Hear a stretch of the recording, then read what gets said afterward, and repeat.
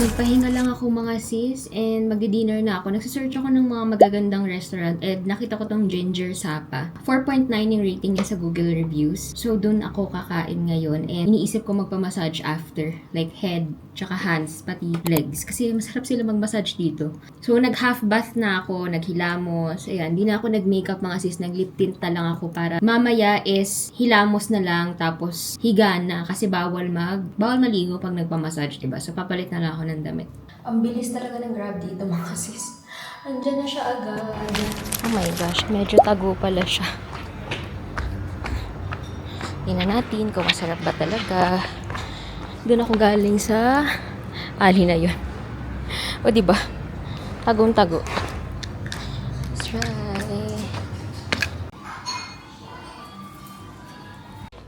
Kain muna tayo bago magpa-massage. Gusto ko yung medyo, Vietnamese talagang pagkain.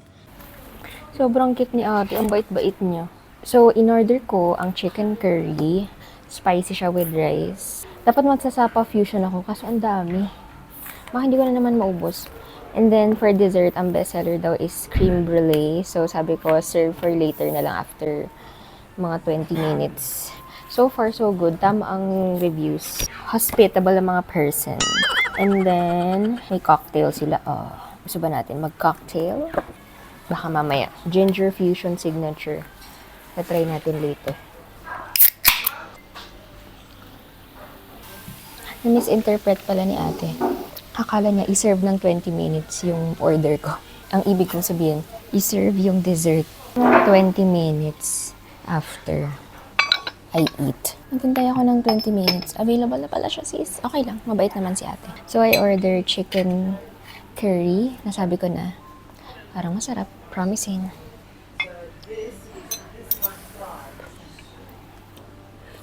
This is my last full day in Sapa kasi tomorrow, pupunta na ako ng Hanoi. 1:30 yung aking sleeper bus to Hanoi. So, baka sa hotel na ako mag-brunch.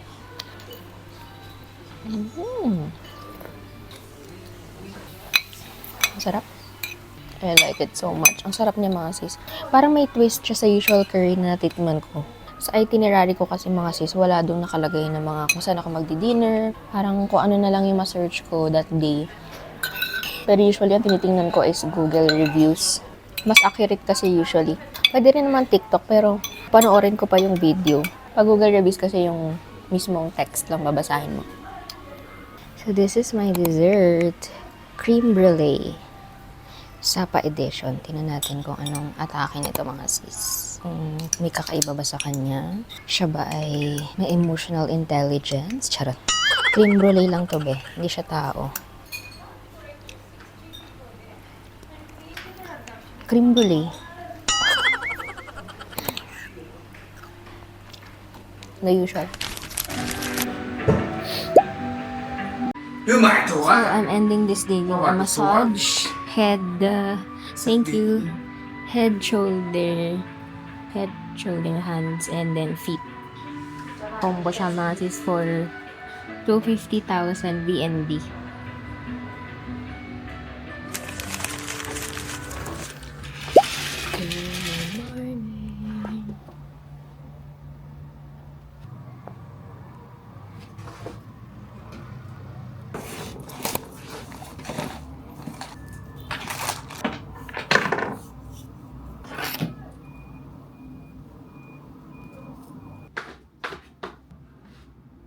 Good morning mga sis. It's April 14. Anong oras na? 9:56 AM. Kakatapos ko lang mag-ayos. Ayan, sobrang gaan ng katawan ko ngayon dahil nagpamassage ako head, back, arms, and legs, pati feet kahapon. At kakaiba ang massage nila dito mga sis.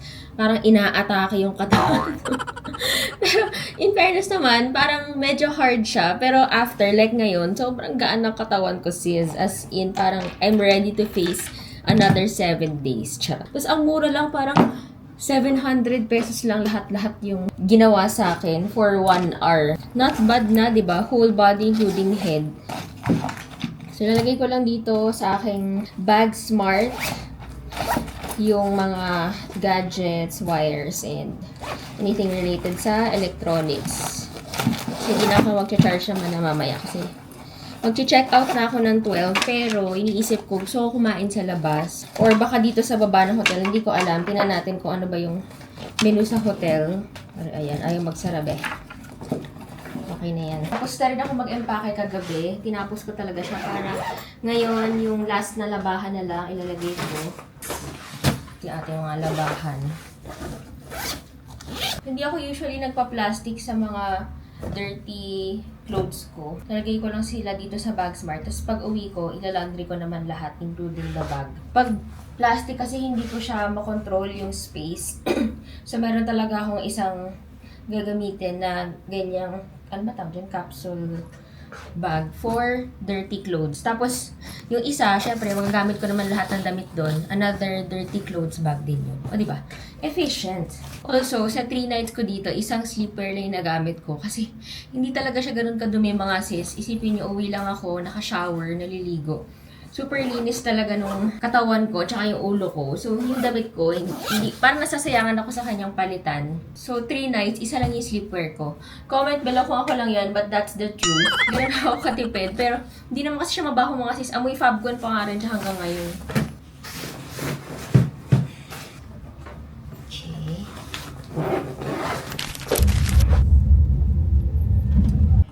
So, bumalik ako dito sa Via Trekking Sapa. Masarap doon yung carbonara. Nagtatry ako mag-book kanina ng bike or motor. Ang tagal, hindi ako makabook. Baka pagpa-uwi na lang. Dito ako mag-brunch. Ang init, be.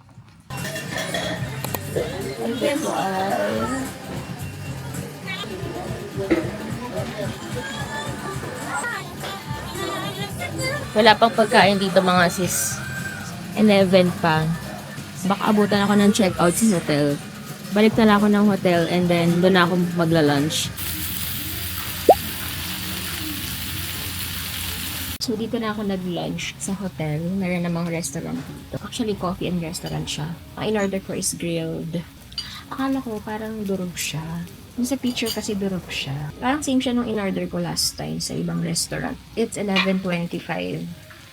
Ang check-out is 12 p.m. to 1 p.m. Pero kailangan ko na umalis dito around 12:30 kasi kailangan nandun na ako sa pick-up point for the sleeper bus ng 1 o'clock. Mainit siya.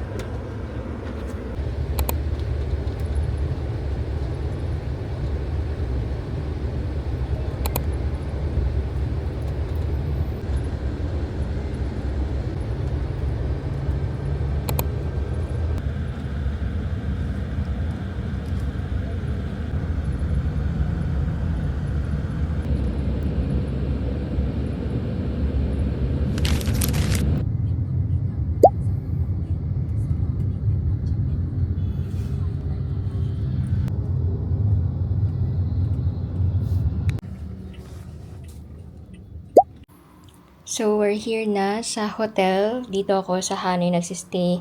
Gallant Hotel. Fairness mga sis ha, for one person, ang laki naman ito. Parang queen size yung bed. And may lalagyan ng dirty clothes, TV, menu, may snacks. Lahat yan is kasama sa stay. And this is the CR. Wow, ang lawak na CR. Parang 6 hours. Oo, 6 hours sa sleeper bus. Hindi ako nakatulog ng maayos. Wala lang siyang view. Binuksan ko, parang yung kabilang room na or apartment. So, wala siyang view ng labas. I think nandun yung view sa labas.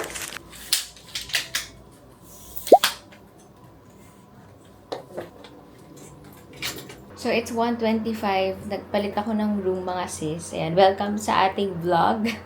Nagkaroon ng konting aberya on my birthday kasi nagkaroon ako ng issue sa room ko. Panoorin nyo na lang Get Ready With Me ko sa TikTok. Pati yung room tour ng bago kong room. Talagang blessing in disguise, mga sis, kasi ito ay may bathtub. So, for today, magbubook na ako to Met Vietnamese Restaurant. Kakain muna ako before mag-explore ng mga temple. So, mga ilang minutes away ba siya?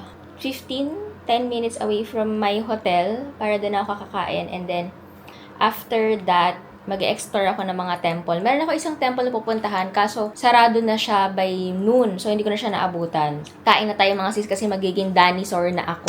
Ay! Here. Let's...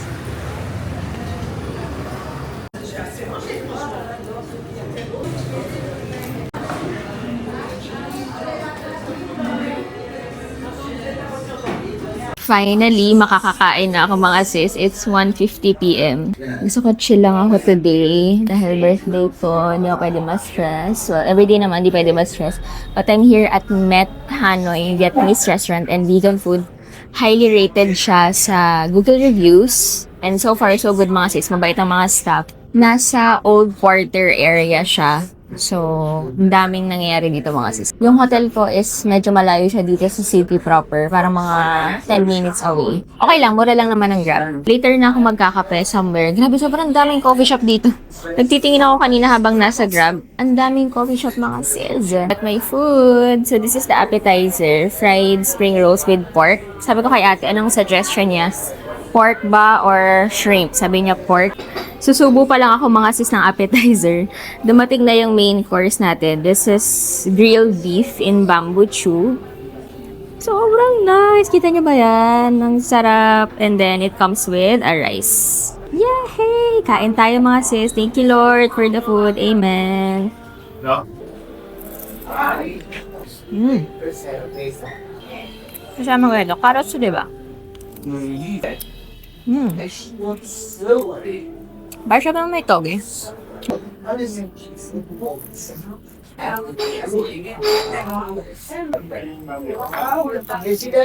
Thank you, Lord. Ang sarap. Next naman is itong grilled beef in bamboo too. Kain. Lasang-lasang mo yung beef niya, grabe. Try ko naman with garlic. May kasama kasi siyang garlic, mga sisig ko Yun na. Kasamang garlic. Ano itong hot sauce? Sana hindi siya super hot. Ay, atake. Ang dami. Ang bilis ng serving. Wala pang 5 minutes. Ang sarap. So, totoo naman pala ang Google reviews. Masarap nga dito. At dumadami na yung mga tao. Kahit mag-aalas dos na. Thank you. Sis, first time ko makaubos ng meal. At ito pang dalawang spring roll. Pero itong ulam, ang sarap mga sis. To think na hindi pa siya spicy. Minsan nabobore ako pag hindi spicy yung ulam. Ang sarap niya. Parang the more na ninunguya ko siya, nalalasahan ko yung beef, tsaka yung mga seasoning na kung anong nakalagay dito. Ang sarap ng pagka-grilled niya. Tapos bagay na bagay yung garlic. Ang sarap talaga. May 3 foreigner kanina lumabas. Sobrang puring-puri nila yung cashier kasi ang sarap doon ng food. I agree. So, hanap muna tayo ng kape. Kung saan tayo una makakita, doon tayo bibili. Kabilaan ng mga kape dito mga sis at maliit din ang sidewalk. So, Okay, sorry. gusto ko bumili sa kape yung sa mga small coffee shop lang, yung hindi masyadong malaki, para talaga alam natin authentic. Pwede humiyan dito. So, dito ang pagtawid, parang katapusan mo na. Charot. Oh. Kala nyo, lumaki ako ng Ortigas. Tatawid lang tayo, sis. Ah! Oh my gosh, oh my gosh, oh my gosh. So, tinry ko yung salted coffee nila, 60,000 baht. Isa yan sa mga suggestion sa IG. Cafe Moi. Tama ba ang aking pronunciation? Wala siyang dine-in, so uupo ka dito sa tabi. Pero grabe yung street na to mga sis. Sobrang busy. Alam ko old quarter na to, hindi ko sure. Pero sobrang busy ng street. So ito na yung order natin. Salted coffee.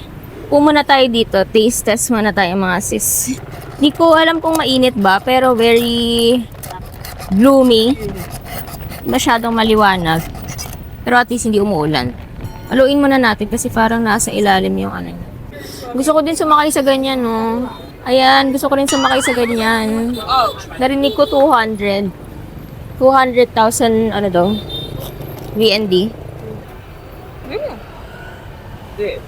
Ramdam ko yung pagka-salt niya, pero hindi siya masyadong mapait. Siguro tataka sila ba't nagsasalita ako mag-isa. Tapos pag tumitingin ako sa camera, sabi nila, nagbablog siya. So, magubok na ako ng Grab. Ano pa ba itsura ko dyan? Hindi ko makita. Punta na tayo sa temples. Temple of Literature.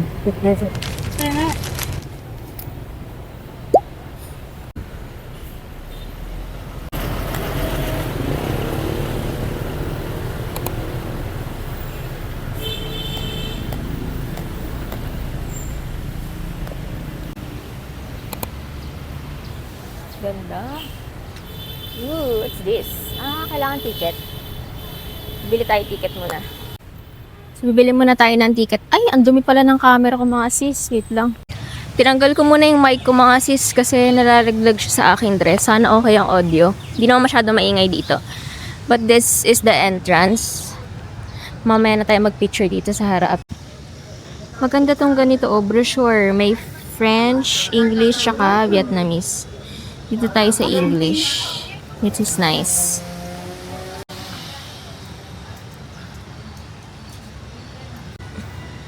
So yung nakikita nyong red doon, that's the Nap Dao Courtyard.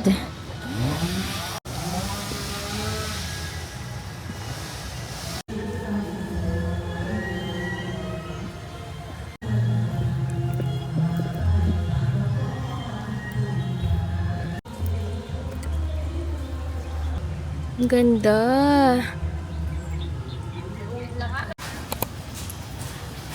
Ang dami lang ginagawa mga sis. So baka mabagsakan ka ng ano.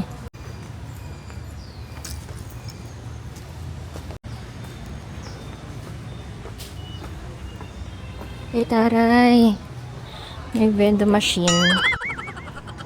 Para ako nasa ibang bansa. Charing. Nasa ibang bansa talaga ikaw.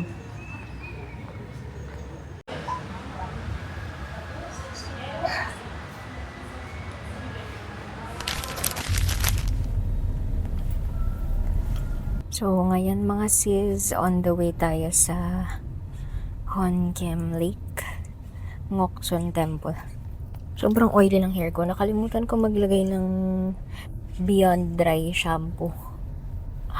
Yun yung nakalimutan ko, kaya ayan, nag-oil na siya.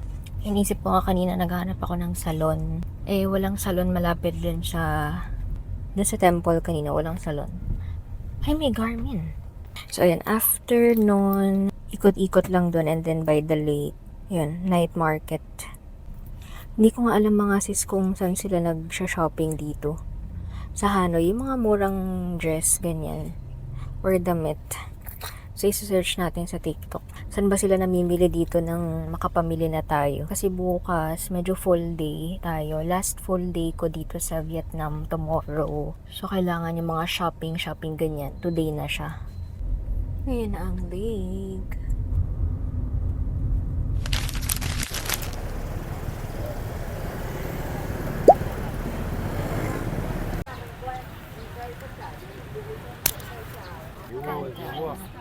Hon Kem Lake.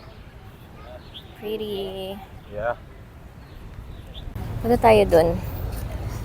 Aaura tayo dun. Charot. Ano itong mga bubuyog na to? Ay, bubuyog ba siya? Tutubi. May tutubi. Ayan. Ay! Ang daming tutubi. Ang daming tutubi, Shems. Ay! Tutubi talaga siya, te. Bakit ang dami? So, kailangan bumili ng ticket. Hindi siya free yung pagpasok dun sa may bridge. Kasi parang tourist attraction talaga siya. So, bili tayo ng ticket. Simulan natin dun sa dulo. Para sulit. Mura lang naman dito mga sis. Wala pa yatang 300 pesos yung ticket. So, student. Charot. Monday to Thursday. So, ito yung ticket. 50,000 dong. So, mura lang siya mga sis. Para mag-explore at bago pa dumilim. Kasi pag dumilim na, baka sa night market na ako pupunta.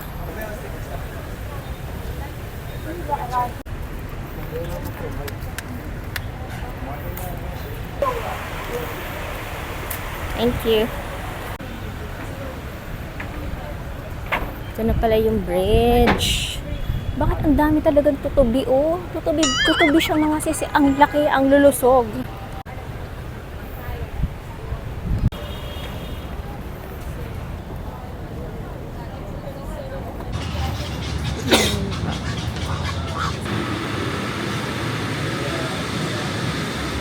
So, ito pala mga sis ay isang sword turtle. Sabi nila, this is one of the sacred animals. And, symbol sila ng longevity. Mahabang life.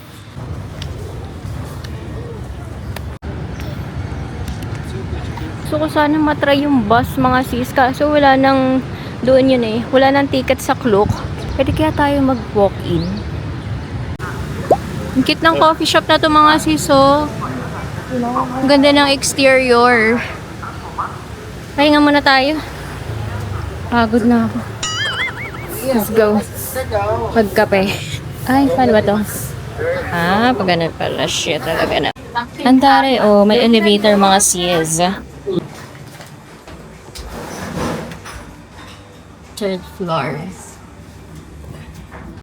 Higit naman ang restaurant na to. It's Vuwong Giao Mua. Yun yung pangalan niya. Giao Mua Sodo. Sa Hoan Kiem, Hanoi. 77 Losu. Higit ng coffee shop na to. Para siyang bahay ng mga duwende. Ganun siyang feeling mga sis. Kasi parang pa-spiral yung hagdan niya. Tapos, malamig sa loob.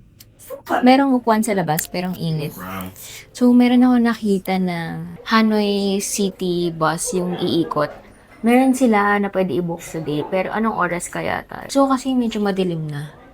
Yung sunset dito is 6:15. So, yung 7 p.m. na lang i-book natin. Okay, 7 p.m. na lang. 7 p.m. is 343 pesos sa Klook. Ang tawag sa kanya is Hanoi Hop On, Hop Off Pass. 1 round. Okay pa, ang cute. 343 pesos lang. Maiikot ko na yung buong Hanoi City. So, ayan. I ordered white coffee. Oh, ang laki ng yellow, be. Nakita niyo? Ang laki ng yellow. So, papatanawin ko muna siya. Ito daw yung bestseller nila, white coffee or the salted cream coffee. Pero lately, dalawang white coffee na yung nagustuhan ko. Yung sa may Alpine Coaster, pati sa Viet Trekking Hotel and Restaurant. This is the third white coffee na bibilhin ko. Ang sarap ng mga white coffee nila, in fairness. Wala pa akong hindi gusto. Baka ito. So, tikman na natin ito kung masarap pa. So, on the way na tayo sa city tour bus. Then, ang ganda pala pag gabi, oh. May mga pailaw. Pero, doon yung bus.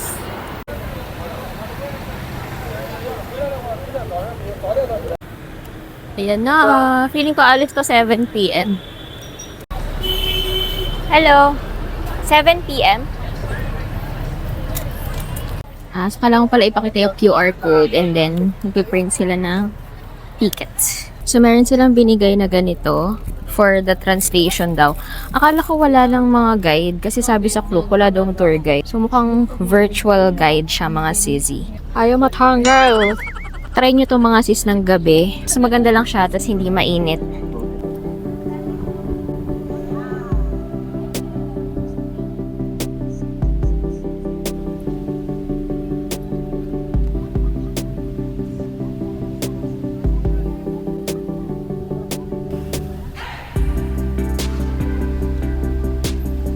So, iikutin yung buong Hanoi. Meron silang binibigay na map. Tayong dalawa. Ayan. Tingnan natin kung saan pa dadaan. Kasi pala nito mga sis, mas maganda nga siya pag gabi kasi mas maganda yung view tsaka hindi mainit.